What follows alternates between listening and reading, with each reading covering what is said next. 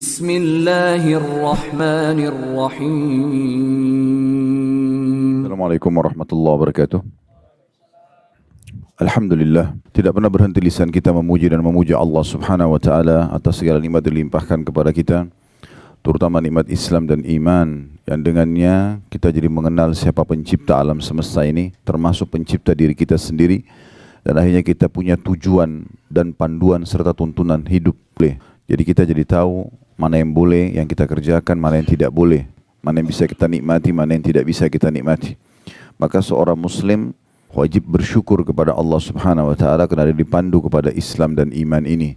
Selain daripada itu juga cukup banyak nikmat lain dari makanan, minuman, pakaian, udara dan segala macam hal yang nikmat Allah tidak terhingga lagi. Semuanya Allah memerintahkan kita untuk menikmati dan bersyukur kepadanya, dan Allah menjadikan kalimat syukur dua susunan kata ini, Alhamdulillah. Maka jadilah sosok muslim yang selalu saja mengucapkan dua susunan kata ini. Selanjutnya kita panjatkan salam hormat kita kepada utusan Allah Nabi besar Muhammad sallallahu alaihi wa ala alihi wa sahbihi wasallam, sebagaimana Allah telah perintahkan kita untuk mengucapkan salam hormat kepada beliau, dan juga tentunya berharap balasan yang telah Allah janjikan, yaitu mengucapkan satu kali salam hormat akan dibalas oleh Allah Subhanahu wa taala dengan 10 rahmat. Dan rahmat Allah meliputi segala sesuatunya, pengampunan dosa, peninggian derajat, pemenuhan kebutuhan dan solusi dari permasalahan-permasalahan hidup. Hari ini kita ada kajian buku kecil, judulnya 10 penyebab lapangnya dada atau lapangnya hati tepatnya. 10 penyebab lapangnya hati seseorang. Buku ini kita sudah berada, dan pada hari ini pada poin yang ke-10 yang terakhir insyaAllah yang akan kita bahas. Dan sebelumnya kita mengingatkan kembali kalau memang ada hadis Nabi SAW, dalam jasad manusia ada segumpal darah, kalau dia baik maka akan baik seluruh aktivitas orang tersebut, dan juga jasadnya sendiri juga akan baik, sehat, dan kalau dia rusak maka rusaklah semuanya. Kata Nabi SAW, itulah hati manusia. Maka dalam buku ini disebutkan tentang masalah bagaimana menghindari penyebab penyakit-penyakit hati yang berbahaya, yang akhirnya membuat hati itu tidak sehat. Nanti akan kita rincikan masalah itu insyaAllah. Dan sudah kita bahas materi pertamanya adalah mentauhidkan Allah Subhanahu wa taala. Bagaimana seseorang hanya yakin tidak ada pencipta, tidak ada pemilik, tidak ada penguasa, tidak ada raja yang sebenarnya di alam semesta ini kecuali Allah. Dengan pondasi dasarnya kalimat la ilaha illallah, tentunya la ma'budu bihaqqin illallah, tidak ada Tuhan yang berhak disembah kecuali Allah, sesuai dengan makna hakikinya. Maksudnya benar-benar bukan hanya ucapan lisan, tapi akalnya memikirkan, hatinya merenungi, dan anggota tubuhnya mengaplikasikan ketaatan kepada Sang Pencipta Allah. Kemudian yang kedua, yang pernah dibahas dulu ini sudah saya cuma reviewkan daftar isinya saja, berprasangka baik kepada Allah. Ini salah satu yang melapangkan dada seseorang, karena apapun takdir Allah Subhanahu wa taala pasti terjadi dengan hikmahnya. Kita suka atau tidak suka. Misalnya sehat, kita suka. Sakit, kita nggak suka. Tapi kita selalu bersangka baik kepada Allah Subhanahu wa taala. Allah tidak datangkan penyakit tersebut kecuali dengan hikmah-hikmahnya, dengan tujuan-tujuan yang baik. Karena kalau orang itu, salah satu hikmahnya, kalau orang sehat terus tidak pernah sakit, maka dia tidak akan tahu nilai kesehatan itu. Tapi dengan adanya sakit, dia jadi tahu, oh ternyata kalau saya sehat dulu itu besar sekali nikmatnya. Ternyata setelah saya sakit ini, saya baru tahu nilainya. Contoh misalnya, orang mungkin tidak terlalu melihat nilainya minuman atau air dingin. Tapi pada saat dia sakit, dia meriang, kemudian di depan dia ada orang yang minum air dingin, yang biasanya mungkin dia bisa minum di saat dia sehat. Dia baru tahu betapa besarnya nilai air dingin tersebut, dan betapa nikmatnya dia kalau mengkonsumsi itu misalnya. Dan ini ditarik dalam setiap masalah dalam kehidupan kita tentunya. Allah Subhanahu wa taala menakdirkan ujian-ujian kayak penyakit, Allah takdirkan gangguan orang, Allah takdirkan adanya peperangan, Allah takdirkan segala macam itu. Tugas seorang muslim kalau ingin hatinya bersih, maka dia bersangka baik. Pasti terjadi dengan hikmah Allah Subhanahu wa taala. Bahkan yang terjadi di Palestina pun sekarang, walaupun hati kita rasanya tersayat-sayat dengan kejadian ini, tapi seorang mukmin yang hatinya dipenuhi dengan ilmu dan iman sangat yakin pasti ada satu rahasia yang Allah inginkan bagi orang-orang itu. Di antaranya yang paling nyata kalau seseorang sudah belajar agama adalah Allah memilih mereka menjadi para syuhada. Masalah prosesi kematian sebagai orang yang di medan perang, semuanya memang pasti serem. Hamzah ditusuk, dadanya dilempar tombak, kemudian dimutilasi, dipotong hidungnya, ya, kemudian dibelah dadanya, dicoba dikeluarkan jantungnya. Itu pemandangan yang luar biasa dari paman Nabi SAW.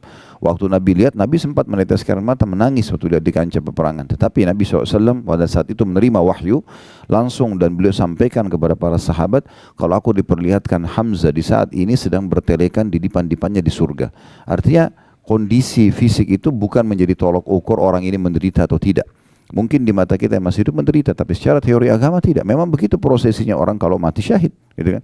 Makanya umumnya hadis-hadis Nabi SAW menyebutkan tentang mati syahid itu, nanti dari tubuh dia yang keluar darah itu akan mengeluarkan bau yang lebih wangi dari kasturi nanti pada hari kiamat. Keluar dari darahnya itu sendiri. Dan itu yang akan membuat para syuhada bangga. Makanya kata Nabi SAW, tidak ada satu orang pun yang masuk ke surga berharap kembali ke dunia kecuali para syahid, dengan tujuan agar mereka merasakan lagi prosesi kematian itu. Jadi prosesi dipenggal lehernya, prosesi ditusuk, begitu dalam hadis. Kalau Bapak Ibu kembali kepada hadis-hadis, semuanya membahas masalah itu. Jadi semua itu subhanallah dengan hikmah-hikmah Allah Subhanahu wa taala, ya. Dan dengan itu ternyata hanya sedikit, ya, sakit itu semua, ya, yang kena bom, yang dipenggal lehernya, yang hanya kena luka kecil kemudian dia mati, akhirnya terbunuh mati syahid juga. Semuanya kata Nabi SAW, orang yang mati syahid tidak merasakan sakit mati itu kecuali seperti cubitan saja. Jadi tidak ada sesuatu yang berbahaya bagi mereka kecuali hanya di kasat mata manusia saja sebagai ujian dari Allah SWT. Siapa yang orang ingin itu?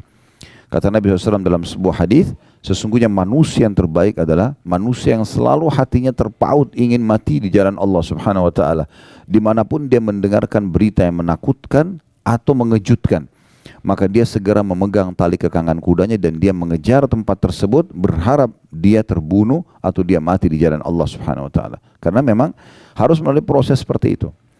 Nah, kita jadi bisa bersangka baik dengan hikmah Allah SWT. Kita mau keluar, kalau hal ini hal yang besar, hal yang kecil kayak kita mau keluar rumah, tiba-tiba mendung, janjian sama orang batal, ada proyek bisnis tidak jadi, itu hal yang kecil gitu. Orang beriman itu harus yang lebih besar daripada itu. Ya, sampai pada tingkat seperti kasus terbunuh pun itu adalah kecil bagi mereka. Bahkan para sahabat kalau sudah dikumandangkan jihad, mereka berada di saf-saf pertama di barisan pasukan Nabi SAW untuk menjadi orang yang pertama mati syahid. Ya, nanti kita akan ceritakan di Uhud tentang bagaimana kasus terlibatnya sahabat-sahabat yang masih kecil, ya, Rafi ibn Khadij, kemudian Samurah bin Jundub, 13 tahun ngotot kepada Nabi SAW untuk ikut berperang, dan mereka menunjukkan keterampilan mereka. Yang satu ahli gulat, yang satu ahli memanah, sampai Nabi SAW izinkan. Padahal itu jelas di masa dulu orang kalau berperang, pedang sama pedang 99% mati, kan gitu. Beda dengan sekarang, mungkin orang masih bisa berlindung dan segala macam. Nah, itu poinnya. Jadi kita selalu bersangka baik kepada Allah SWT dengan apapun, walaupun kita nggak suka dengan keputusan tersebut. Kalau itu menyakitkan buat kita, pahala sabar kita bisa dapatkan. Dan juga kita bisa introspeksi diri, dan kita tahu besarnya nikmat yang ada pada saat sedang tidak datang ujian tersebut. Dan pada saat kita keluar dari ujian itu, kita akan merasakan luar biasa nikmatnya, plus lagi kita dapat pengalaman hidup. Sekian banyak hikmah yang bisa kita dapatkan. Itu salah satu yang melapangkan dada.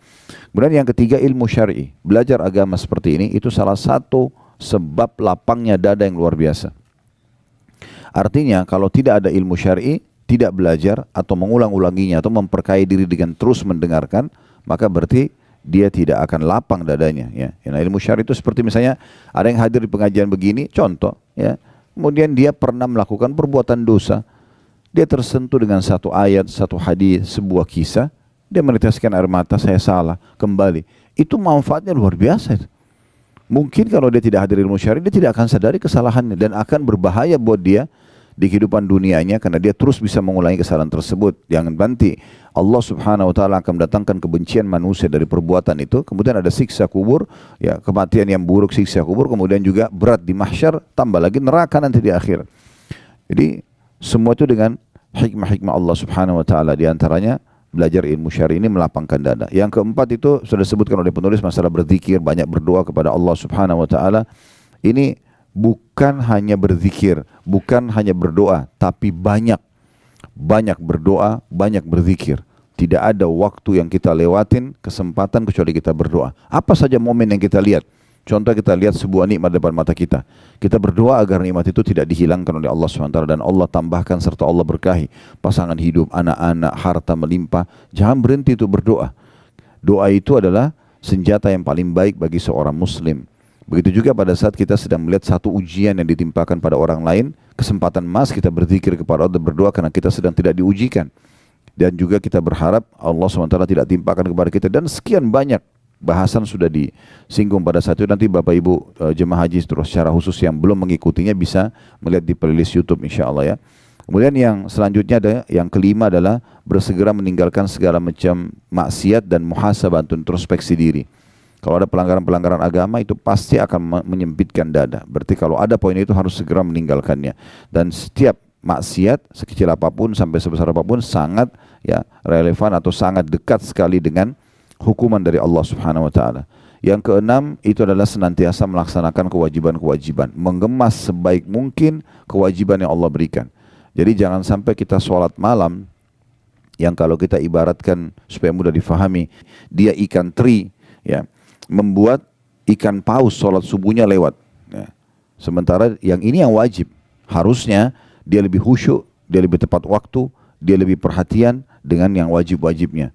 Begitu juga dengan puasa Ramadannya, begitu juga dengan zakatnya dibandingkan sedekahnya, hajinya dibandingkan umrohnya. Semua ini adalah hal yang harus dia fokus dan itu sudah juga panjang lebar dijelaskan.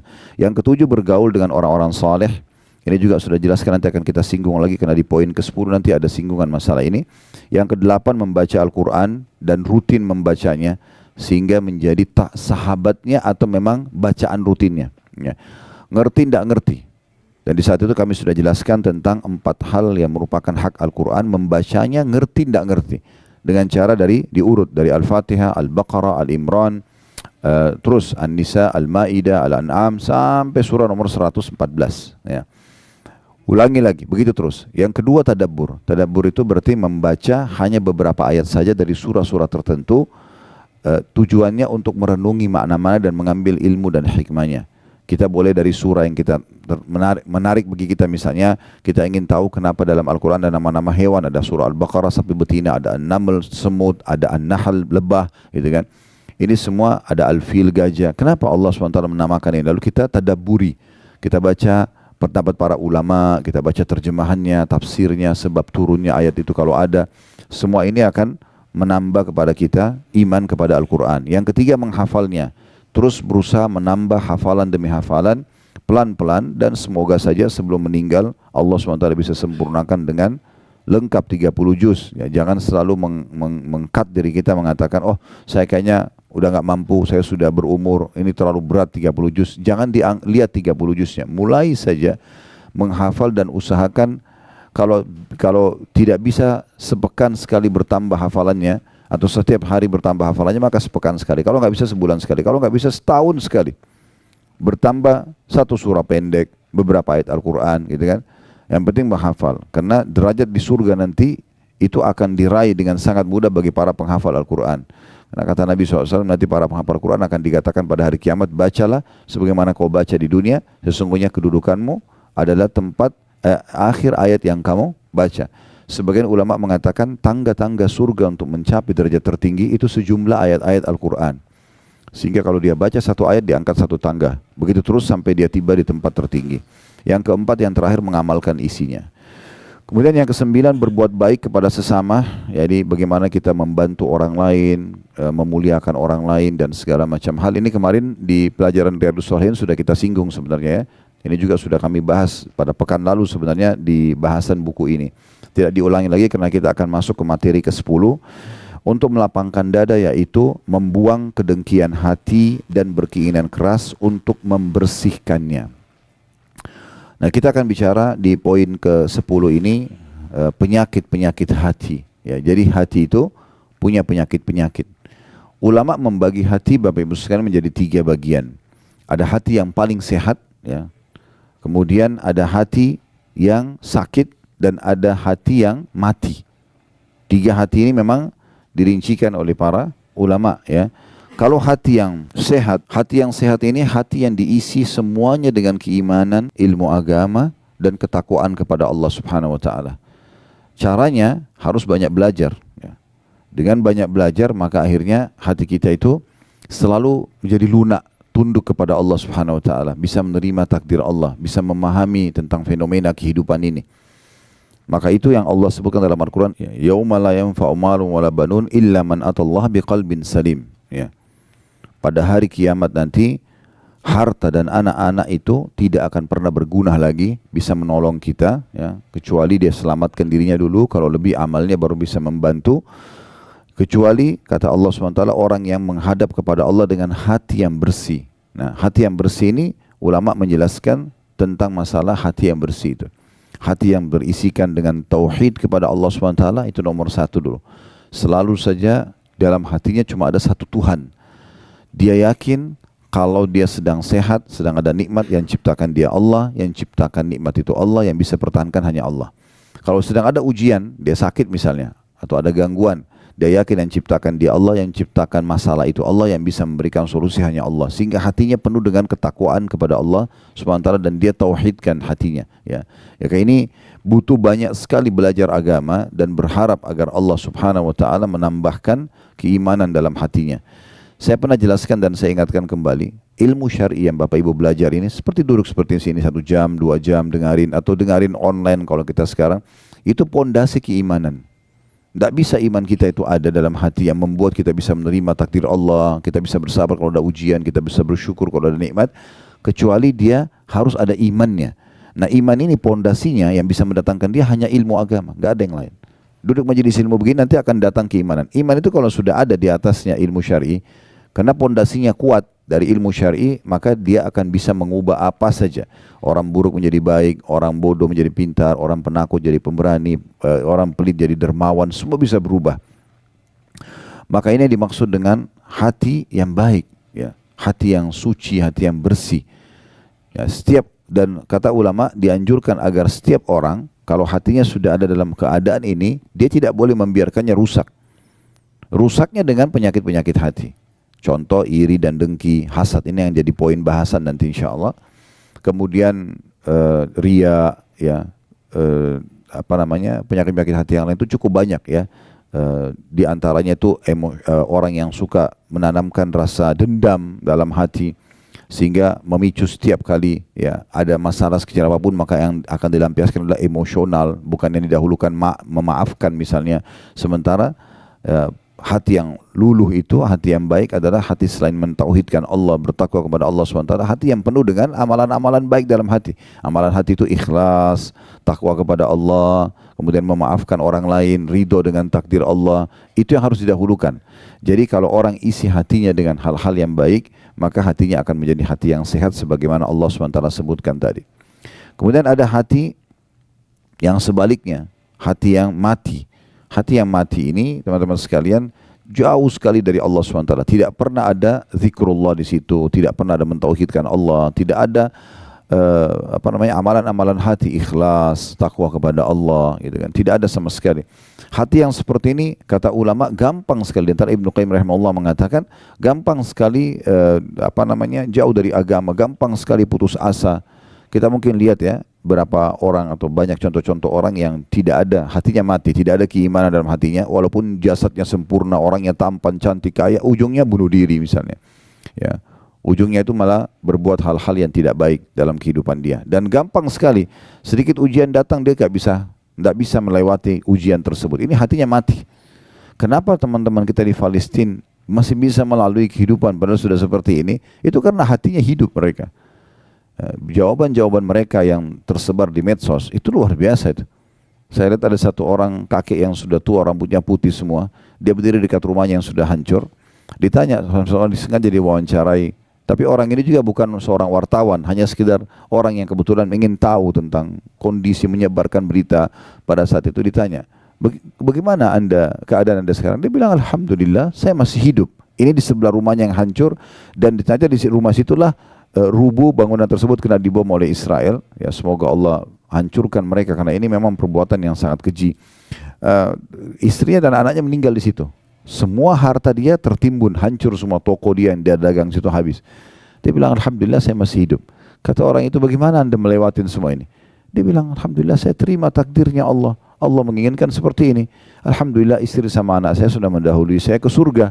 Dan saya tinggal melalui sisa hidup saya saja. Saya pun berharap bisa mati bersama mereka. Ini jawaban seperti ini siapa yang bisa ucapkan kalau bukan karena hatinya dia bersih dan luar biasa. Terus kemudian ditanyakan lagi, lalu bagaimana Anda hidup? Ditanya sama orang, bagaimana Anda hidup sekarang? Tidak ada harta, tidak ada keluarga, di sini ada bom, tidurnya di luar. Dia bilang, saya yakin Allah sudah menentukan rezeki saya. Akan sampai rezeki saya, sampai saya nanti akan meninggal dunia. Gak mungkin rezeki saya tidak sampai kepada saya. Dengan begitu yakin, sambil dia senyum lalu dia jalan Bapak itu. Ya. Itu luar biasa itu. Kalau hatinya gak hidup gak bakal bisa seperti itu. Ya. Jadi ulama juga merincikan teman-teman sekalian. Kalau hati itu kuat, sehat, ya, walaupun jasadnya kecil, mungkin secara fisik orang lihat kasat mata kayaknya mungkin dia kurang di mata manusia lah. Tapi kalau hatinya dipenuhi dengan keimanan dan sehat, maka semua akan kuat luar biasa. Kalau pernah jangan dengar nama ini, alhamdulillah. Kalau belum pernah dengar, nama ini nama unik, nama sahabat Julaibib radhiyallahu anhu. Julaibib ini sosok orang yang terkenal sekali, orangnya fisiknya sangat kecil, tampan wajahnya sangat jelek. Begitu dijelaskan kalau Bapak Ibu baca biografi beliau, ya sampai dikenal dengan buruk wajah di masa Nabi SAW. Tapi subhanallah hatinya luar biasa, bersih, ya hatinya kuat. Ya, penuh dengan keimanan kepada Allah SWT. Satu waktu Nabi SAW melihat dia, lalu Nabi SAW mengatakan, wahai Julaibib, saya lihat kamu sudah pantas untuk menikah, kenapa kau enggak nikah? Dia bilang dalam riwayat sahih, ini pernah kami bedah di YouTube ya, ya Rasulullah, bagaimana saya mau nikah? Siapa yang mau nikah dengan saya? Saya tahu keadaan saya, tahu wajah beliau buruk, fisik beliau sangat kecil. Maksudnya kecil sini bukan normal gitu ya, sesuatu yang orang lihat pasti kurang gitu. Maka Nabi SAW mengatakan, saya akan nikahkan kamu insya Allah, ikutlah sama saya. Ikut. Nabi SAW datangi rumah seorang dari orang Ansar, yang memang hati mereka juga hati yang diisi dengan keimanan, terkenal memiliki seorang anak gadis yang cantik dan salihah. Maka Nabi SAW bilang, setelah salam mereka kaget lihat Nabi datang, mereka sambut dengan meriah. Lalu kata Nabi SAW, setelah salam kami punya hajat dengan kalian. Bahasa ini biasanya orang di masa itu menggunakan bahasa santun kalau ingin melamar. Kami punya hajat dengan kalian, maksudnya kami ingin menikah gitu. Mereka dengan sangat gembira, selamat datang ya Rasulullah, karena mereka pikir Rasulullah akan nikah dengan anak mereka. Kata Nabi SAW, bukan buat saya tapi buat Julaibib. Begitu menjawab Julaibib, oh Julaibib terkenal di Madinah, ya tampangnya buruk segala macam. Maka mereka mengatakan, kalau Julaibib kami akan tanya anak kami dulu, karena anak perempuannya lagi ada di dalam. Subhanallah, anak perempuan ini dengar. Maka dari belakang dinding kamarnya, perempuan itu, anak perempuan mengatakan, wahai ayah dan ibuku, apakah kalian berani untuk menolak lamaran Nabi SAW? Ini lamaran Nabi. Terima lamaran dan nikahkan saya sama Julaibib yang telah Nabi pilih. Maka dinikahkan, subhanallah, perempuan ini sempurna secara fisik, nikah sama orang yang kurang. Apa yang terjadi? Baru berapa bulan saja, berapa waktu mereka berjalan menikah, terjadi perang Uhud. Kemudian setelah itu, ya, Julaibib terbunuh mati syahid. Waktu ditemukan di medan perang, Julaibib itu orangnya sangat kecil fisiknya, tapi ditemukan dia mati syahid. Di sebelahnya ada 7 atau 8 orang kafir Quraisy yang terbunuh di tangan dia. Jadi bukan masalah fisik yang kuat, yang besar saja. Kalau tidak diikuti dengan hati yang sehat, nggak bisa. Tapi kalau hati yang sehat itu luar biasa. Dia bisa menguatkan orang, bisa melalui permasalahan-permasalahan hidup dengan mudah, bisa bersyukur dengan luar biasa gitu. Itu semua karena hati yang hidup. Berapa banyak orang teman-teman sekalian hanya dengan mendapatkan air dingin saja dia bisa meneteskan air mata karena lunak hatinya. Hatinya sehat. Tahu kalau ini nikmat besar. Apalagi kalau sudah nikmat-nikmat yang besar, dia bisa biologis yang halal, dia punya anak-anak, dia punya pekerjaan namanya harum. Oh, ini luar biasa ya. Nikmat yang luar biasa yang harusnya bisa kita tahu. Nah, kalau hati yang mati lawannya semua. Tidak ada rasa syukur, tidak ada isinya keimanan. Ya, banyak kasus orang bunuh diri, banyak kasus orang walaupun sudah kaya raya masih mencuri, walaupun ini dan itu. Tidak ada rasa syukurnya kepada Allah SWT. Semuanya serba kurang. Kemudian yang ketiga kata ulama adalah hati yang sakit. Hati yang sakit ini, hati yang ada bibit keimanan, tetapi dia campurkan dengan penyakit-penyakit hati. Nah, kalau orang seperti ini harus segera dia taubat kepada Allah SWT dan dia bersihkan hatinya dengan banyak beribadah kepada Allah SWT sehingga keimanan memenuhi hatinya dan akhirnya mengeluarkan semua penyakit-penyakit hati tersebut. Jadi misalnya dia sholat, iya, dia puasa, iya, dia kerjakan ketaatan, tapi sisi lain dia masih iri pada orang, dia masih suka dendam sama orang, dia masih suka mencari-cari kesalahan orang lain, masih berat untuk memaafkan dan seterusnya. Ini semua adalah hati-hati yang harusnya diobati tentunya, hati-hati yang harus diobati. Baik teman-teman sekalian, kita akan masuk ke poin bahasan kita tentang masalah hasad.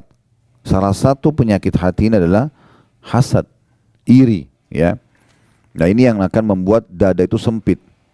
Maksudnya adalah hasad itu tidak bisa melihat satu kelebihan pada orang kecuali dia cemburu. Kenapa orang ini begitu? Kenapa dia tampan, kenapa dia cantik, kenapa dia pintar, kenapa dia kaya, kenapa ini, kenapa itu, kenapa dia nikah sama itu, kenapa dia punya anak sekian orang, kenapa anaknya bisa lulus, kenapa. Semuanya pertanyaan kenapanya adalah iri melihat keadaan orang. Dan ini penyakit hati yang luar biasa, ya. Ini dalam Islam dilarang. Karena Nabi SAW menyebutkan dalam sebuah hadis, yang ini diangkat oleh Imam Madzhabi rahimahullah, dimasukkan dalam hal kategori dosa besar, ya. Hati-hati kalian dengan hasad, iri yang seperti ini, karena dia akan memakan pahala kalian, amal soleh kalian sebagaimana api membakar kayu bakar. Jadi pelan-pelan akan hilang. Kenapa hilang? Karena kalau kita hasad pada orang, kita berharap nikmat itu hilang dari dia. Maka dengan itu secara otomatis kita sudah mempersiapkan amal kita untuk dibayar kepada dia. Dan itu berapa banyak orang yang akhirnya tidak bisa tenang hidupnya karena semuanya penuh dengan iri dan dengki, ya. Nah, ini yang dilarang oleh ulama. Menurut jumhur ulama, bahwasanya hasad yang haram ini itu adalah iri yang diikuti dengan berharap hilangnya nikmat dari orang lain. Nikmat ini bisa berupa harta, kedudukan, ilmu, kelebihan fisik, keturunan, atau apa saja di sekitarnya. Dan ini disebutkan oleh Syekh Utsaimin rahimahullah dalam buku beliau Syarah Al-Arba'in An-Nawawiyah, ya. Ini di halaman 368. Dan jumhur ulama juga menukil atau mengungkapkan tentang masalah hasad itu seperti apa. Di antaranya ada salah satu ulama yang bernama Syekh Mustafa Al-Adawi, hafizahullah, beliau mengatakan al-hasadu huwa tamanna zawal ni'ami an sahibiha. Hasad itu yang dilarang adalah karena seseorang menginginkan hilangnya nikmat yang ada pada orang lain. Dia selalu merasa cemburu, kenapa orang itu diberikan, kenapa saya tidak diberikan, kenapa dia menikah sama orang itu, kenapa bukan sama saya, kenapa orang itu punya anak sekian, kenapa saya tidak, kenapa orang itu punya jabatan itu, kenapa saya tidak, dan seterusnya. Dan dia berharap nikmat itu hilang dari dia. Jadi misalnya kalau orang itu sakit kah, dipecat di jabatannya kah, dia gembira sekali. Nah, seperti itulah. Dan ini yang dimaksudkan dengan penyakit hati yang berbahaya sekali, karena pasti dia akan menyempitkan dada di saat orang itu tidak hilang nikmat darinya. Misalnya orang itu tetap malah ketampanannya, kecantikannya tetap terjaga, hartanya tetap terjaga, jabatannya, maka dia akan terus dongkol, ya, hatinya, karena memang tidak bisa menerima kejadian tersebut. Kemudian Ibnu Taimiyah juga mengatakan al-hasadu huwal bughdu wal qarahatu lima yarahu min husni halil mahsud. Hasad adalah membenci dan tidak suka terhadap keadaan baik yang ada pada orang yang dihasati, ya. Itu kurang lebih gambaran ulama tentang definisi hasad itu sendiri. Dan larangan hasad cukup banyak. Dari dalilnya berhubungan dengan masalah ini tidak dibolehkan. Di antaranya hadis, ya, yang sahih diriwayatkan oleh Imam Muslim nomor 2564 dari hadis Abu Hurairah radhiyallahu anhu bahwasanya Nabi SAW bersabda, la tahasadu. Larangan pertama, jangan saling hasad atau iri dan dengki. Wala tanajashu, dan jangan saling menyakiti dalam transaksi jual beli. Cocok beli, nggak cocok ya sudah, nggak usah dijatuhkan atau jelek-jelekan. Wala tabaghadu, dan jangan juga kalian saling benci. Wala tadabaru, jangan kalian saling mendiamkan atau memusuhi, musuh-musuhan, ya. Ya, tidak saling ngobrol, tidak saling tegur-teguran. Wala yabi' ba'dukum ala bai'i ba'd, dan jangan juga seseorang dari kalian bertransaksi atau jual beli di atas transaksi saudaranya. Wa kunu ibadallahi ikhwana, jadilah semua hamba-hamba Allah bersaudara. Al-muslimu akhul muslim, seorang muslim adalah saudaranya muslim yang lain. La yadhlimuhu, tidak boleh dia menzaliminya. Wala yakhdhuluhu, dan tidak boleh dia menelantarkannya, membiarkannya dalam kondisi, ya, tidak dipenuhi kebutuhan padahal kita mampu, ya. Wala yakdzibuhu, dia tidak boleh berdusta atau membohonginya. wala yahkiruhu, tidak boleh dia menghinanya. At-taqwa hahuna, wa yushiru ila sadrihi sallallahu alaihi wasallam thalatha marrat. Lalu beliau mengatakan ketakwaan itu ada di sini. Untuk menerima perintah yang saya sampaikan ini, pesan yang saya sampaikan ini dari Allah, kata Nabi SAW, ada harus diikuti dengan ketakwaan, dan itu ada di sini. Beliau berikan isyarat di hatinya atau di jantungnya. Bihasbi imri'in minasyarr an yahkira akhahu muslim. Sungguh, kata Nabi SAW, cukuplah satu dosa yang sangat berbahaya bagi seseorang kalau dia menghinakan dan menjatuhkan saudaranya muslim. Kullu muslimin ala muslimin haram. Semua muslim terhadap muslim yang lainnya hukumnya haram. Damuhu, darahnya enggak boleh tumpahkan. Wa maluhu, dan hartanya. Wa irduhu, dan juga kehormatannya. Hadis yang mulia ini teman-teman sekalian, itu luar biasa. Bagaimana banyak sekali pelajaran bisa kita ambil. Tapi yang uniknya, Nabi SAW memulai dengan kata-kata la tahasadu. Jangan kalian saling iri satu sama yang lain. Ya. Bahkan dalam Al-Quran, dalam surah An-Nisa, Allah Subhanahu wa ta'ala menitik beratkan tidak boleh laki-laki sama perempuan saling iri. Ya. Karena memang masing-masing sudah Allah berikan tugas dan memang ciptaan fisik yang berbeda. Gitu. Sudah masing-masing jalankan tugas dengan baik. Gak boleh laki-laki iri, kenapa perempuan bisa hamil, saya gak bisa. Kenapa dia bisa melahirkan, gak bisa. Akhirnya kan dia operasi kelamin lah segala macam. Ya. Karena dia tidak bisa menerima itu. Atau laki-laki yang maka jadi seperti perempuan. Maka dalam hadis Allah Subhanahu wa ta'ala melaknat laki-laki yang menyerupai perempuan, perempuan yang menyerupai laki-laki misalnya. Dan Allah menjelaskan itu dalam Al-Quran ya, tentang masalah tidak boleh. Lirrijali nasibun mimma iktasabu wa linisai nasibun mimma iktasaban was'alullah min fadli. Laki-laki sudah Allah tentukan ciptaan fisiknya, tugas-tugasnya, dan perempuan juga begitu. Dan tidak boleh saling cemburu satu sama lain. Kata Allah, wala tatamannu ma faddalallahu ba'dakum ala ba'd. Jangan kalian saling cemburu satu sama lain, laki-laki perempuan. Lirrijali nasibun mimma iktasabu, laki-laki memiliki apa yang sudah Allah tentukan dan berikan kepada mereka. Walinisai nasibun mimma iktasaban, dan perempuan juga memiliki apa yang sudah Allah tentukan bagi mereka. Haid, melahirkan, menyusui dan segala macam, itu kan tidak boleh disamakan, tidak bisa. Was'alullah min fadlan, mintalah kepada Allah karuniahnya. Mintalah kepada Allah karuniahnya. Jadi tidak mungkin bisa disamakan. Pernah ada datang seorang wanita di masjid Nabi SAW dan mengatakan, ya Rasulullah, saya utusan semua wanita di Madinah. Punya pertanyaan, bisa saya bertanya? Kata Nabi SAW, silahkan. Lalu kata perempuan tersebut, kalian kaum laki-laki sholat berjamaah di masjid, perempuan sholatnya di rumah. Boleh ke masjid, tapi beda sama laki-laki. Laki-laki memang pendapat jumhur ulama mewajibkan malah. Dengan segala keutamaannya. Doa keluar rumah, doa menuju ke masjid, setiap langkah satu langkah mengampuni dosa, mengangkat derajat dan catat satu pahala. Masuk masjid, kaki kanan ada doanya, pahala sendiri, sholat qobliyahnya, doa di antara azan iqamah, takbiratul ihram pertama imam, dan segala macam. Zikir habis sholat. Ini perempuan di rumah. Ini otomatis berjamaah umumnya, ini sendiri. Kalian sholat berjamaah, kalian mengantar jenazah. Ya. Sholat jenazah laki-laki perempuan bisa, tapi mengantar jenazah ini umumnya pendapat ulama melarang kaum wanita, gitu kan. Kecuali darurat sekali. Dan itu diberikan kriteria oleh Imam Qurtubi rahimahullah dengan dia tidak menjembatkan fitnah bagi orang yang mengantar jenazah. Bukan anak muda, anak-anak ABG yang bisa bercanda-bercanda lagi mengantar jenazah. Akhirnya hikmah mengantar jenazah hilang. Orang takut terhadap kematian segala macam. Intinya tidak disarankan wanita untuk mengantar jenazah. Sementara kata Nabi SAW apa? Kalau kalian sholat di jenazah dapat 1 qiraat. Kalau mengantar jenazah sampai di makam 1 qiraat. Berarti perempuan dapat 1 qiraat. 1 gunung kena sholat, tapi tidak dapat 1 qiraat yang lain mengantar jenazah. Laki-laki bisa. Ini kalian mengantar jenazah, sudah ada perbedaan maksudnya. Kalian sholat di masjid, kalian mengantar jenazah, kalian mencari nafkah. Kata Nabi SAW, tidak ada seorang muslim yang keluar mencari nafkah tulus untuk keluarganya kecuali di jalan Allah. Pernah ada sahabat mikul barang sangat berat dan sambil keringatan. Akhirnya ada beberapa sahabat yang lewat bersama Nabi SAW lalu mengatakan, ya Rasulullah, andai saja orang seperti ini dihitung di jalan Allah, kesian banget gitu, keringatan, dia mikul barang berat. Kata Nabi SAW, siapa yang keluar mencari nafkah buat kedua orang tuanya, maka dia di jalan Allah. Siapa yang keluar untuk membiayai keluarganya, istri dan anaknya, di jalan Allah. Siapa yang keluar untuk membiayai dirinya sendiri, dia juga di jalan Allah. Dan siapa yang keluar justru untuk ria, untuk berbangga-bangga, malah dipakai pendapatannya untuk maksiat, itu adalah di jalan syaitan. Jadi memang ini jalan Allah SWT. Perempuan tidak punya kewajiban cari nafkah. Boleh bekerja, boleh, selama tidak haram. Tapi bukan tugas dia. Suami yang wajib memberikan nafkah. Kemudian kalian juga berjihad. Perempuan tidak ada kewajiban jihad. dari semua peperangan Nabi SAW, kalaupun ada perempuan ikut, maksimal 20 orang setiap kali perjalanan Nabi SAW. Hanya untuk membantu mungkin masak, ngobatin orang luka, tapi tidak ada kewajiban perangnya. Laki-laki perang. Ini jihad pahalanya luar biasa. Gitu kan.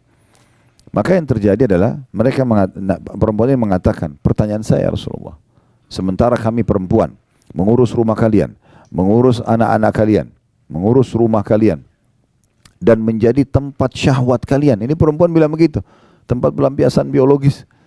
Apakah pahala kami dengan kalian sama? Itu pertanyaannya. Jadi sudah beda semua profesi ini, lalu apa pahala kami sama kalian sama? Kata Nabi SAW, para sahabat, kalian dengar pertanyaan wanita ini? Mereka mengatakan iya. Kata Nabi SAW kepada wanita, pulanglah, sampaikan kepada semua wanita yang kau temui kalau pahala kalian sama. Jadi mengurus rumah, ngurus anak itu bukan main-main. Sama dengan pahala laki-laki di luar rumah. Ya, Allah SWT berikan. Jadi tidak perlu ada hasad. Karena semua sama aja. Tinggal tergantung kewajibannya. Gitu. Tergantung dia jalankan yang diperintahkan oleh Allah SWT. Nah itu orang tetangga bantal kita tidak boleh saling hasad. Bagaimana dengan orang yang di luar daripada itu? Orang terdekat aja nggak boleh. Ya. Termasuk kepada saudara-saudara sendiri. Bagaimana Allah SWT gambarkan dalam surah Yusuf tentang cemburunya saudara Yusuf kepada Nabi Yusuf alaihissalam, karena mereka cemburunya luar biasa, ya iri, sampai akhirnya yang mereka lakukan apa? Mereka membuang Nabi Yusuf ke dalam sebuah sumur, dalam kisah yang masyhur, gitu kan? Dan akhirnya membuat Nabi Yusuf alaihissalam sampai dipungut oleh satu kafilah safar, ya, yang kafilah dagang sedang lewat, kemudian dibawalah ke Mesir. Intinya Allah muliakan memang, tetapi dijauhkan dari ayahnya, sampai ayahnya Nabi Yakub buta matanya karena sedihnya selalu menangis mengingat Nabi Yusuf alaihissalam. Nanti ujungnya juga Allah pertemukan tentunya. Tetapi di sini kita lihat bagaimana saudara sama saudara, dan Allah salahkan perbuatan saudara-saudaranya Nabi Yusuf, ya. Walaupun terakhir di akhir surahnya bagaimana mereka bertaubat kepada Allah Subhanahu wa taala, gitu kan. Tetapi itu terjadi dan itu dilarang, tidak dibolehkan. Begitu juga dengan siapa saja, umumnya kaum muslimin di luar sana, tidak boleh kita merasa iri. Lalu apa yang saya lakukan Ustaz? Kalau seandainya ada sesuatu yang ada pada orang, tapi saya berharap juga saya punya. Itu kan sangat sensitif masalah hasadnya di situ, ya. Maka ulama mengatakan ada namanya ghibthah. Ghibthah itu sama kita melihat satu kelebihan pada orang dan kita berharap Allah berikan kepada kita, tapi syaratnya tidak berharap hilang dari orang itu. Misal contoh, dan ini tidak bentrok dengan sunnatullah. Sunnatullah itu apa? Misalnya Prof Huda Masya Allah tampan, saya berharap ya Allah minta wajah seperti beliau. Kan tidak mungkin sunnatullah, nggak bisa kan gitu. Tetapi yang bisa adalah yang tidak bentrok dengan sunnatullah, seperti harta, ya, kepintaran, gitu kan. Begitu keturunan yang mungkin lebih, ya, dan itu yang kira-kira tidak bentrok dengan sunnah, yang bisa kita dapatkan.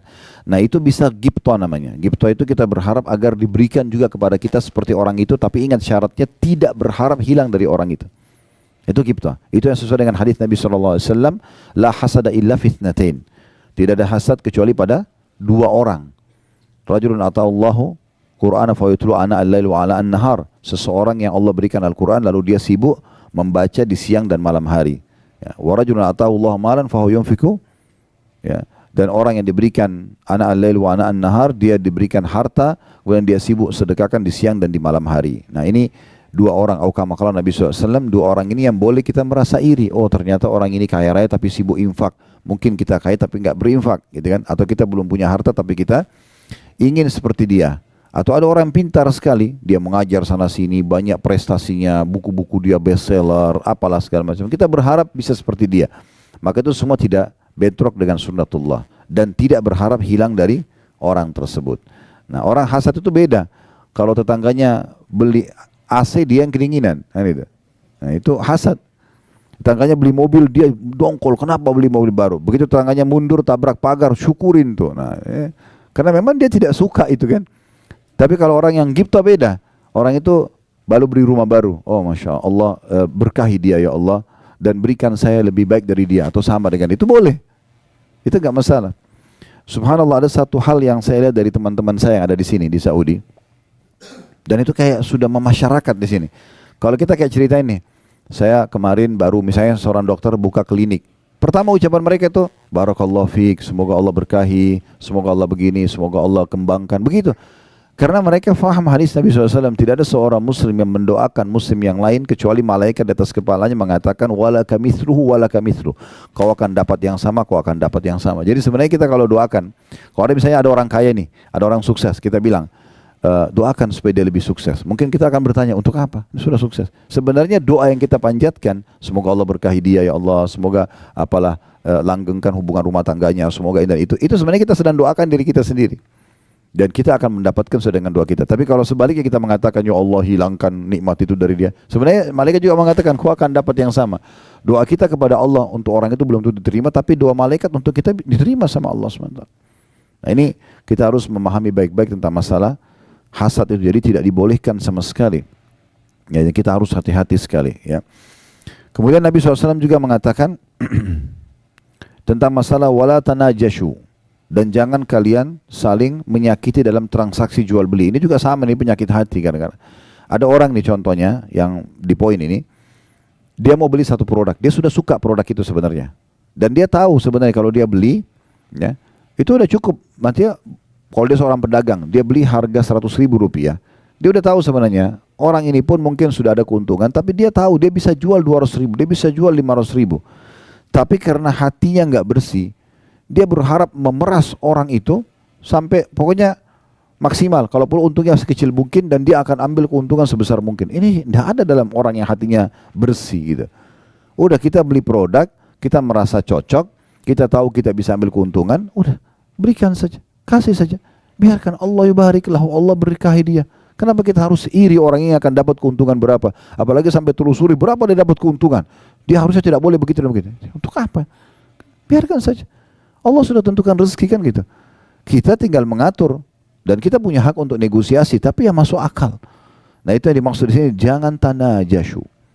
Kemudian yang ketiga, wala tabagadu, jangan saling benci. Dilarang oleh Nabi SAW. Bagaimana kalau orang sudah terlanjur berbuat keburukan kepada kita? Ingat, bab benci ini Bapak Ibu sekalian hanya dibolehkan kalau perbuatan orang salah dalam pandangan agama, dan yang sedang kita benci perbuatannya, bukan fisiknya. Jangan pernah benci fisik seseorang. Yang kita benci itu adalah perbuatannya. Misalnya ada orang menggibah kita, memfitnah kita misalnya, mengambil barang kita, yang sedang kita benci perbuatannya. Jangan fisiknya, karena dia bisa saja taubat seketika, atau satu waktu dia taubat. Contoh misalnya, dia taubat nasuha, kemudian dia minta maaf sama kita. Tetapi kalau hati kita sudah terlanjur kotor, tidak baik, kita susah memaafkan dia. Karena yang kita benci fisiknya orang. Kan gitu. Itu mulai dari pasangan hidup kita, misalnya mungkin pernah berbuat salah. Kalau kita membenci perbuatannya, sebagaimana agama mengajarkan kita untuk membenci perbuatan yang dipandang salah dalam agama. Ya, dia pernah berzina, selingkuh, dia pernah berbohong, apa saja. Kemudian kita tahu ini perbuatan haram dalam agama, kita bilang ini nggak boleh, haram dalam agama. Terus dia taubat nasuha, dia berubah, dia menjadi orang soleh atau soleha. Selesai urusannya, kita bisa menerimanya karena hati kita bersih. Yang jadi masalah kalau hatinya itu memang diisi dengan hal yang tidak baik, sehingga akhirnya dia susah menerima ini semua. Ya, makanya di dalam Islam contoh yang paling baik adalah Umar bin Khattab radhiyallahu anhu. Beliau itu walaupun di masa jahiliyah dulu, kata Umar, saya tidak pernah meninggalkan khamr di masa jahiliyah. Setiap hari pegang kendi khamr minum. Ya, setiap hari keluar Umar hanya untuk menyiksa umat Islam di Mekah ini. Dia keluar, dia temannya Abu Jahal, temannya Abu Lahab. Kalau mereka punya budak-budak lagi disiksa, Umar datang membantu untuk nyiksa doang. Dan Umar itu radhiyallahu anhu sebelum masuk Islam, dia kalau sudah siksa dari pagi, macam-macam disiksa orang itu sampai menjelang sore sudah capek dia. Dia bilang, saya tinggalkan kamu bukan karena kasihan ya, besok saya kembali. Gitu, ya. Sampai pernah ada keluarganya Umar, perempuan namanya Ummu Abdillah. Ummu Abdillah ini punya anak kecil. 153 orang sahabat yang masuk Islam di masa Nabi SAW di Mekah ini 13 tahun, cuma 153 saja Muslim karena luar biasa diboikot. Ya, semua informasi orang yang tanya tentang Islam pasti digebukin. Tidak ada yang berani nanya. Di Mekah ini dulu tidak aman. Setiap umat Islam jalan, kalau kita jalan bisa digebukin, bisa diambil hartanya, bisa dibunuh, nggak ada hukuman. Begitu luar biasa terancamnya. 153 ini 83 hijrah ke Ethiopia. Tinggal 70 yang tinggal bersama Nabi SAW di Mekah. Nah, pada saat ya, yang tinggal di Mekah ini mereka bersama Nabi SAW itu siksaannya luar biasa, gangguannya luar biasa. Mereka tidak bisa hidup dengan tenang. Gitu. Maka mereka ada yang keluar ke Ethiopia. Salah satu yang keluar ke Ethiopia ini adalah Ummu Abdillah, keluarganya Umar bin Khattab ini. Nah, Bapak Ibu saya lihat Mekah kan ini kelihatan di sini gunung-gunung ya. Nah, dulu itu Mekah dikelilingi dengan benteng, tembok, gerbang. Dia hanya terputus kalau ada gunung. Gerbang lagi, dinding yang tinggi, baru gunung lagi, begitu-begitu. Nah, pintu gerbangnya dulu Mekah itu tidak banyak. Satu atau dua. Pintu utamanya pintu Bani Syaibah namanya. Nah, waktu itu kebetulan Umar bin Khattab yang berjaga-jaga. Beliau yang jaga. Dan Umar terkenal sangat keras dengan umat Islam. Ummu Abdillah ini tahu, semua teman-temannya kaum muslimin sudah berhasil keluar dan mereka janjian di satu lembah di padang pasir, tapi nggak disebutin di mana.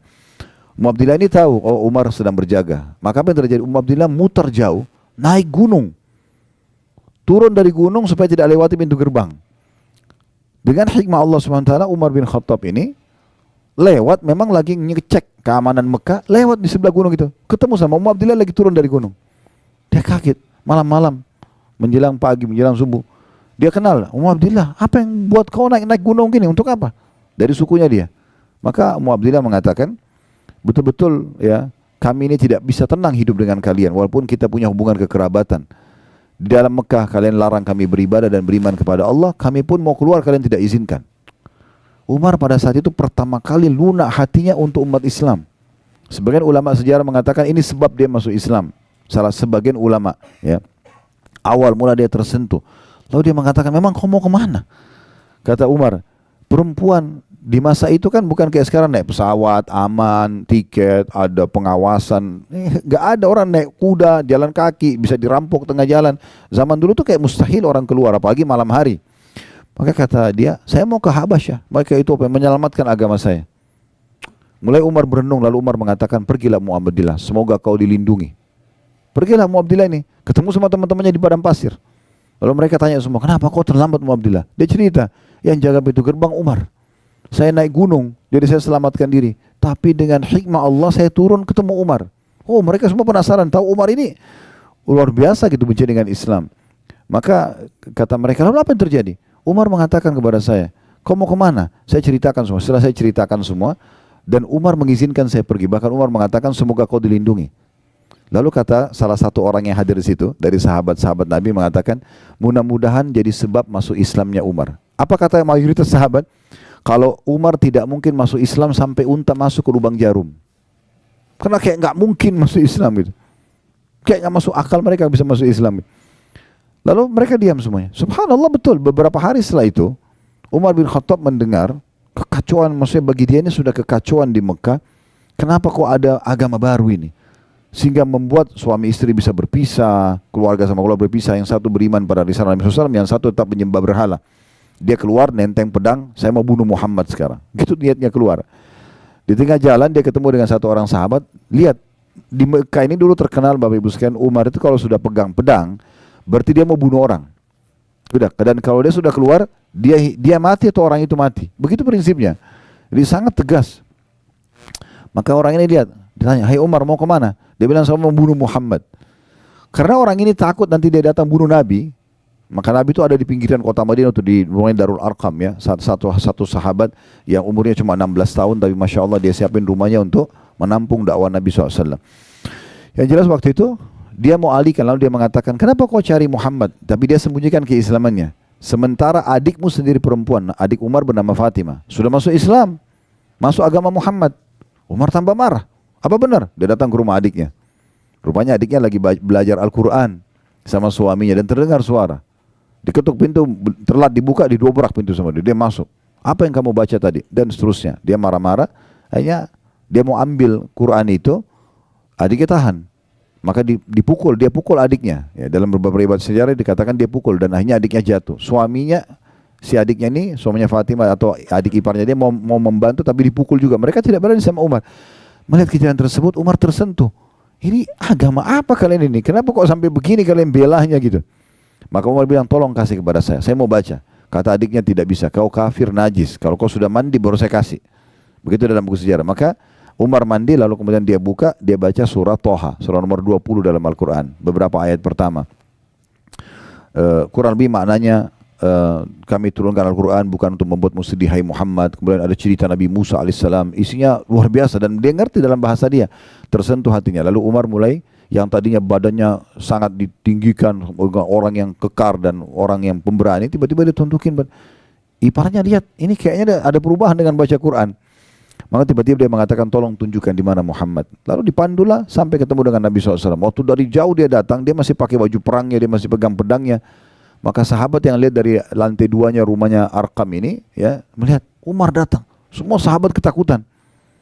Maka kata Hamzah itu, ya Rasulullah, saya yang hadapi dia. Ya, ada apa-apa? Mereka tidak tahu kalau mau masuk Islam. Ya. Kata Nabi SAW, tidak. Hamzah masuklah ke dalam kamar, nanti saya yang hadapi. Begitu dibuka pintu, Umar tundukin kepala yang lihat Nabi SAW, lalu kemudian dipanggil oleh Nabi, lalu Nabi pegang pundaknya dan digoyang dengan keras sambil mengatakan, hai Umar, belum tibakah saatnya kau tunduk dengan agama Allah? Maka Umar tundukin kepala 2-3 kali sampai akhirnya beliau masuk Islam. Tapi yang jadi saksi bahasan kita teman-teman, Umar bin Khattab kalau kita mau benci fisiknya, ya itu sudah tidak ada orang yang suka sama dia. Semua hal yang dilakukan keburukan pada masa itu, ya, apalagi untuk umat Islam. Tapi subhanallah, apa kata para sahabat? Kami merasa termuliakan setelah masuk Islamnya Umar. Dan Nabi SAW berdoa, ya Allah muliakanlah Islam dengan salah satu dari 2 Umar. Umar bin Khattab dan Amr bin Hisham. Ini Abu Jahal. Abu Jahal ini julukannya namanya dia Amr bin Hisham. Karena 2 orang ini pemimpin Mekah dan kalau ambil satu keputusan dia nggak mau mundur. Pokoknya dia jalan aja, punya prinsip. Nah gitu. Tapi luar biasa, bagaimana kita ambil pelajaran teman-teman, kita tidak melihat fisik orang, tapi kita sedang melihat perbuatan salahnya. Kalau ini kita lakukan, hati kita bisa bersih. Ya. Tapi kapan kita benci fisiknya, ini menjadi masalah. Ya. Dan kita sulit sekali memaafkan orang. Kenapa banyak orang susah memaafkan orang? Karena dia benci fisiknya. Ya. Ini saya kasih contoh yang lain supaya mudah difahami. Kita kasih contoh di makanan misalnya. Ya. Kalau teman-teman satu waktu makan ikan, amis ikannya. Yang kita benci apanya? Ikan atau amisnya? Nah banyak orang tidak, ikannya yang dia benci. Sehingga dia tidak mau makan ikan. Dia pikir semua ikan amis. Benar nggak? Sekarang antum makan jeruk. Jeruknya asam. Yang kita tidak suka apanya? Nah banyak orang tidak begitu. Dia benci jeruknya. Ya. Jadi yang dia benci fisiknya ini yang salah. Sehingga akhirnya membuat dia tidak mau sama sekali makan lagi itu. Tidak mau lagi, tidak mau. Ada orang begitu. Pernikahan. Rusak pernikahannya. Yang dia benci, ya pernikahannya. Keliru. Masalah kan ada permasalahan dengan sifatnya pasangan dia. Belum tentu semua orang sama. Saya berapa kali nasihatin orang begitu, dia berumah sudah janda atau duda, datang konsultasi dengan keluarga mereka, kemudian minta saran ini soalnya tidak mau menikah lagi. Ada yang sampai 10 tahun, ada yang sampai sekian lama. Kenapa? Trauma dengan yang itu. Trauma dengan masalah ya perbuatan pasangan yang dulu, tapi dia tidak boleh membenci pernikahannya, itu nggak ada urusannya sama pernikahannya. Bisa saja dia dapat orang yang lebih baik gitu, ya. Istri saya kebetulan waktu itu kami masih di Makassar, punya sahabat dekat. Qadarullah terjadi yang tidak baik antara rumah tangga dia sama istrinya gitu. Ya, mereka juga waktu itu masih agak jauh dari agama, tapi intinya perempuan ini teman dekat istri saya. Terjadi cerai sama suaminya, intinya perempuan itu terpengaruh dengan laki-laki lain sampai akhirnya dia nikah sama laki-laki lain, ditinggalkan suaminya, merasa terpukul segala macam gitu ya. Mungkin setelah kejadian itu sekitar 6-7 tahun seingat saya kalau saya tidak salah. Ada tablik akbar di Makassar, saya sudah pindah ke Jakarta, tablik akbar di Makassar. Di masjid yang besar waktu itu ya, Masjid Al-Markas. Alhamdulillah waktu itu selesai tablik akbar, lalu ada satu orang dari jauh manggil saya, Assalamualaikum Ustaz. Saya pikir jemaah umumnya salaman. Terus dia bilang, antum lupa sama saya. Ingat-ingat siapa orang ini, karena berubah. Dia sudah jenggotan, dia pakai baju koko, dulunya tidak seperti itu. Kemudian dia bilang, saya si Fulan disebut namanya. Oh iya, Masya Allah, saya tahu masalah rumah tangganya dia. Ini gimana caranya dia, jangan sampai dia tersinggung. Iya. Terus saya cuma bicara secara umum. Tapi dia sendiri bilang, Alhamdulillah Ustaz, saya sudah berumah tangga lagi. Oh Masya Allah ya. Bahkan sekarang saya sudah punya 2 atau 3 anak gitu. Terus gimana Masya Allah, bagaimana ceritanya? Oh dia bilang Alhamdulillah, mungkin dengan hikmah Allah dulu saya justru cerai dengan pasangan saya karena dulu tidak punya anak memang mereka ya.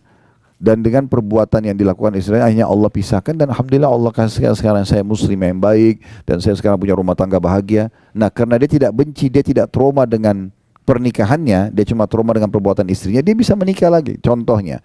Dan sekian banyak hal yang kita bisa tarik dalam masalah ini. Nah itu Sedikit rincian lebih dalam Bapak Ibu sekalian tentang masalah wala tadabaru. Jangan wala tagabaru, tabagadu, jangan saling membenci. Kemudian wala tadabaru. Nabi SAW mengatakan jangan kalian saling mendiamkan. Dalam sebuah riwayat lain tidak boleh seorang muslim mendiamkan saudaranya lebih dari 3 hari. Ya, musuh-musuhan lah ya. Ini tidak boleh. Saran saya, ini cuma saran saja. Kalau Bapak Ibu ingin tenang hidupnya, ingin bahagia, ada permasalahan apapun, jangan dinginapkan. Selesaikan pada saat itu. Suami istri kah, sama siapapun, clearkan langsung. Duduk, masalahnya apa? Ini. Yang salah, minta maaf. Yang benar, memaafkan. Buka lembaran baru. Memang begitu kehidupan kita, teman-teman sekalian. Gak ada orang ideal sekali semuanya, tidak ada salahnya sama sekali. Itu gak mungkin, kan gitu. Makanya Imam Syafi'i rahimahullah mengatakan orang kalau mau langgeng dalam bersahabat, maka dia harus bersabar dengan kekurangan dan kesalahan sahabatnya. Yang penting orang itu tidak ngotot dengan kesalahannya, dia mau berubah. Karena tidak ada manusia yang sempurna. Nah, ini yang dimaksudkan. Terutama dalam masalah, saya kadang-kadang kalau mecahin masalah-masalah rumah tangga teman-teman, dengan izin Allah SWT, bukan dari saya tapi Allah mudahkan saja, selalu saya ingatkan masalah itu. Syaitan ini selalu membuat masalah-masalah kecil dalam rumah tangga sudah cukup membuat mereka tidak interaksi biologis berapa hari, mereka saling mencari kesalahan berhari-hari. Makin lama kita perbaikin, makin banyak permasalahan yang dilahirkan. Kenapa enggak duduk aja, selesaikan hari itu, pegang tangan pasangan, duduk baik-baik, kita bicarain masalah. Masalahnya apa? A, B, C. Oke, siapa yang benar? Nanti akan ketahuan tuh, pasti enggak mungkin dua-duanya benar, pasti ada benar, ada salah. Oke, yang salah minta maaf, yang benar memaafkan, buka lembaran baru dan selesai. Semua isi WA yang lalu-lalu bertengkar hapus, tidak usah dibaca lagi. Sudah baik-baik 6 bulan berjalan, kemudian tersinggung masalah itu. Kamu pernah buat itu? Kapan? Ini buktinya. Ya. Gak usah dibawa-bawa, selesai. Buka lembaran baru berarti seperti kita hidup baru. Memang harus begitu. Dalam kehidupan kita harus begitu. Dalam rumah tangga, dalam berteman, dalam berbisnis memang sudah begitu. Selama orang itu mau memperbaikinya, sudah, kita tidak perlu saling mendiamkan, ya, kita harus berlapang dada. Abu Bakar radhiyallahu anhu pernah membiayai Marthad, ya, salah satu sepupunya. Kemudian ini termasuk yang menyebarkan fitnah bohong tentang zinanya Aisyah sama Safwan. Padahal sebenarnya tidak. Ini sepupunya. Abu Bakar membiayai hidupnya orang ini. Lalu kemudian dia gosipin berita itu. Termasuk dia dicambuk 80 dera di masa Nabi SAW. Ya, ada 3 orang didera pada saat itu, Hasan bin Thabit, kemudian Marthad bin Abi Marthad ini, atau ada nama lainnya ya, julukan atau nama lainnya, ada nama-nama lain yang disebutkan oleh ulama. Kemudian ada satu lagi Hamna binti Jahash, ini ipar Nabi SAW sendiri, saudaranya Zainab binti Jahash. Itu akhirnya dicambuk ya si sepupu Abu Bakar ini. Abu Bakar bersumpah sama Allah, kamu yang selama ini saya bantu, kok masa buat begini gitu?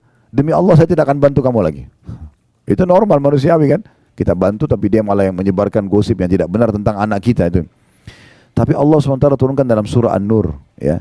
Janganlah orang yang telah diberikan kelebihan harta, kedudukan. Abu Bakar maksudnya, turun kepada Abu Bakar. Dia tidak mau membantu para kerabatnya, orang-orang yang berperang di jalan Allah dan seterusnya gitu kan. Maka Allah menutup sambil mengatakan, "Ala tuhibbuna an yaghfirallahu lakum?" Apakah kalian tidak ingin dengan memaafkan dan membuka peluang lagi kesempatan bagi orang lain untuk memperbaiki kesalahannya, Allah memaafkan dosa kalian? Itu dalam surah An-Nur Allah sebutkan. Maka Abu Bakar langsung mengatakan dalam riwayat-riwayat yang sahih, "Ya Tuhanku, aku ingin engkau memaafkanku." Lalu dia bayar kafarah sumpahnya, lalu dia kembali membiayai hidupnya sepupunya tadi. Ya. Tapi di sini tentu sepupunya dalam kondisi bertaubat, mengakui kesalahannya. Ya. Maka di sini yang berarti yang dia benci bukan fisik, tapi dia benci perbuatan yang dilakukan tadi. Selama orang tinggalkan, selesai. Kemudian wala yabi' ba'dukum ala bai'i ba'd, dan janganlah kalian transaksi di atas transaksi ya saudaranya. Jadi kalau termasuk kalau sudah mulai negosiasi. Contoh kita masuk ke ada si A masuk ke satu toko baju, dia ambil baju itu dari hanger, dia lagi mau lihat. Enggak boleh teman-teman datang, "Oh, ini bagus. Ini buat saya aja." Selama dia masih pegang enggak boleh. Walaupun belum terjadi jual beli. Kalau dia sudah batalin, ya, dia batalin, dia taruh, memang dia sudah tidak ingin, kita tahu orang ini mungkin masih ragu, dia masih mau pilih yang lain, baru kita bilang, ya ini sudah selesai, ya baru kita ambil, gitu, ya.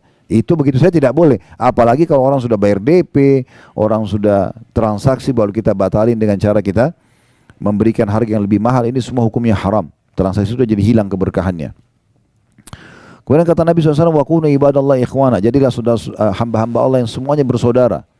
Ya, kalau bersaudara berarti saling mendahulukan satu sama yang lain. Ingat kemarin kita singgung hadis Nabi SAW ya, dari Abu Sa'id Al-Khudri, di mana Nabi SAW mengatakan waktu lihat orang balik kiri kanan seperti orang butuh, kemudian Nabi bilang, siapa yang punya kelebihan tunggangan bagi pada yang tidak punya, siapa yang punya kelebihan bekal berikan kepada yang tidak punya.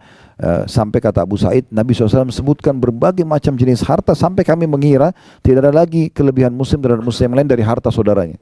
Seperti satu mobil itu punya kita semua sama-sama, rumah punya kita sama-sama, seperti gitu. Karena Nabi SAW suruh berbagi. Dan Abu Sa'id mengatakan menurut hadis kemarin kita singgung gitu ya, saya memiliki 1 ekor unta saja dan saya coba menampung 2-3 orang, dan akhirnya saya membagi rata waktu penggunaan unta tersebut antara saya dengan saudara-saudara saya tersebut. Jadi memang luar biasa bagaimana Islam datang membangun ukhuwah ini ya. Kisah yang masyhur yang kita tidak asing lagi tentang Abdurrahman bin Auf dengan Sa'ad bin Ubadah radhiyallahu anhu. Sa'ad bin Ubadah memiliki setengah harta kebun kurma di Madinah, dia punya 2 orang istri. Ini bayangkan teman-teman, saya kadang-kadang kalau mau menyampaikan berulang-ulang kisah ini, saya bayangkan kalau saya di posisinya Sa'ad, begitu luar biasa susahnya ini. Sampai dia mengatakan, hai Abdurrahman, sebagai bentuk cinta saya kepadamu karena Allah, saya akan memperlihatkan, saya memiliki setengah kebun kurma di Madinah, punya saya akan bagi. Ya, anggap kalau kita di Jakarta punya perusahaan-perusahaan, semua ada ribuan perusahaan, setengahnya 500, misalnya 1000 perusahaan, 500 punya kita, bagi 250 perusahaan punya kamu langsung. Ini orang baru ketemu hari itu, baru disaudarakan dalam Islam, langsung dia mau berbagi. Tidak cukup sampai di situ. Saya punya 2 orang istri, lihat salah satunya, yang mana kau cocok, bukan yang tua. Yang mana kamu cocok, saya lihat, bilang, saya ceraikan, habis iddah kau bisa nikahi. Itu pembangunan ukhuwahnya itu bagaimana itu? Tetangga bantalnya pun dia mau serahkan untuk saudaranya, tapi dengan cara yang syar'i yang benar. Dia minta keridhoannya, dia ceraikan, kalau cocok nanti dinikahi oleh saudaranya muslim. Tapi hati yang bersih dibalas dengan hati yang bersih. Abdurrahman bin Auf mengatakan, saya tidak perlu, semoga Allah berkahi hartamu. Udah, biarin aja, itu hartamu punya kamu. Saya tidak akan minta 1% pun. Istrimu juga, semoga Allah berkahi keluargamu, jangan diceraikan. Lalu Abdurrahman minta ditunjukin pasar, dia bekerja dengan melihat di pasar itu mana toko yang paling besar dan apa yang paling biasa mereka jual. Karena mayoritasnya dulu mereka kerja kebun kurma, maka dia cari peralatan perkebunan yang paling besar. Lalu dia bilang, saya mau haji dari Mekah, bisa nggak saya beli jatuh tempo, saya beli sekarang, besok saya bayar. Maka karena dia setuju, maka Abdurrahman pun jual di pasar itu dengan bawa tanpa modal kecuali barang orang yang dititipkan atau dia beli jatuh tempo, laku besok terus begitu sampai dia jadi kaya. Sekitar beberapa waktu setelah itu dia datang ke masjid Nabi SAW pakai baju baru dan kelihatan seperti pengantin. Orang pengantin itu berubah penampilannya segala macam. Kata Nabi SAW sambil senyum, ada apa wahai Abdurrahman? Sepertinya ada perubahan. Dia mengatakan, Rasulullah, saya sudah menikah sama seorang wanita Ansar. Kata Nabi SAW, apa yang kau jadikan sebagai maharmu? Dia bilang, emas seperti biji kurma. Ya. Maka Nabi SAW mengatakan, kalau gitu iklankan walaupun dengan seekor domba saja. Tapi di sini kita bisa lihat bagaimana jenis-jenis hati yang luar biasa dan persaudaraan yang dijalin dalam Islam. Kemudian kata Nabi SAW, al-muslim akhul muslim, muslim adalah saudara muslim yang lain, la yadhlimuhu, tidak boleh dia menzaliminya. Zalim ini berarti tidak memberikan hak atau mengambil yang bukan hak kita. Tidak boleh sama sekali. Kemudian wala yakhzuluhu, tidak boleh dia menelantarkannya, membiarkan dia dalam kondisi dia sakit, dia butuh. Sudahlah itu urusan dia, enggak bisa begitu. Walaupun kita tidak kenal.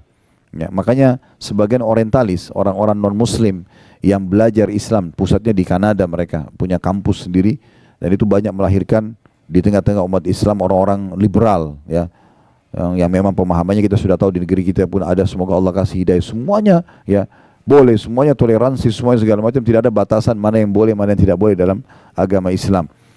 Nah, mereka itu ada di antara tokoh-tokohnya yang mengatakan yang sangat luar biasa dari Islam setelah mereka pelajari, ya, itu adalah mereka akan langsung saling mengakui bersaudara walaupun baru ketemu, hanya mengatakan nama anda siapa, agamanya apa, begitu dia bilang Muslim, selesai. Seperti sudah terangkat semua batas di antara mereka, langsung ngobrol masalah Al-Quran, masalah hadis, masalah halal haram, bisa saling bersedekah, saling bantu. Itu tidak terjadi pada komunitas lain. Jadi memang sudah seperti itu orang muslim, dia tidak akan telantarkan saudaranya. Wala yakdzibuhu, tidak boleh dia mendustakannya, ya, apa yang disampaikan kita iakan kecuali betul dia terbukti dusta, ya. Kemudian juga wala yahkiruhu, tidak boleh dia menghinanya, ya. sama dengan cara apapun, misalnya menghina secara fisik, mencibirnya, ya, mempraktek baik dengan lisan ataupun dengan praktek tubuh ya. Kalau teman-teman pernah, tentu saya yakin kita hafal semua surah Al-Humazah ya. Allah SWT berfirman di ayat pertamanya, wailun likulli humazatin lumazah. Kecelakaan, kebinasaan, kehancuran, siksa di lembah neraka, itu namanya wail. Kalau Bapak Ibu baca wail seperti wailun lil mutaffifin, ya, wailun likulli humazatin lumazah, ini wail dalam bahasa Arab bisa berarti kecelakaan, kehinaan, siksaan di lembah di api neraka gitu kan. Ini semua maknanya sama. Untuk semua lumazah dan humazah. Dua kelompok, siapa mereka? Lumazah itu yang menyebutkan aib orang lain dengan lisannya. Itu lumazah. Yang humazah, bedanya cuma pertama lam, yang kedua ha. Ya. Lumazah sama humazah ya. Wailun likulli humazatin lumazah. Humazah yang pertama yang menceritakan aib orang lain dengan lisannya, dan lumazah pakai lam itu yang mencontohkan aib orang lain dengan fisiknya. Jadi temannya cadel dicontohin, temannya pincang dicontohin. Nah itu semua tidak boleh sama sekali. Itu namanya ihtikar, merendahkan, tidak boleh.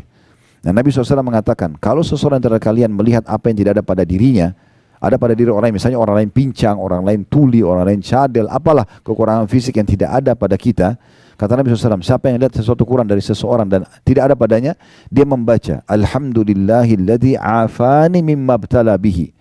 Segala puji dan puja kehadiran Allah yang telah menyelamatkan aku dari apa yang diujikan pada orang ini, wa faddalani ala katsirin mimma khalaqa tafdila, dan mendahulukan aku dengan kelebihan yang banyak, kelebihan yang banyak. Maka dengan doa ini kata Nabi SAW, maka pastikan Allah tidak akan menimpakan dia apa yang diujikan pada orang tersebut. Jadi kita begitu, bukan malah kita menghina-hinanya gitu. Kemudian kata Nabi SAW, at-taqwa hahuna, ketakwaan. Untuk menerima semua ini butuh ketakwaan. Patuhan pada Allah ada di sini. Lalu beliau menunjuk dadanya 3 kali. Lalu beliau mengatakan, bihasbi imri'in min syarr an yahkira akhahu muslim. Sungguh dosa yang sangat berat seseorang itu menghina saudaranya muslim. Kullu muslim ala muslimin haram. Ketahuilah dan jadikan sebagai prinsip hidup kalian, semua muslim dan muslimnya hukumnya haram. Darahnya enggak boleh ditumpahkan, hartanya enggak boleh diambil, dan juga kehormatannya enggak boleh dicoreng. Kehormatannya enggak boleh dicoreng.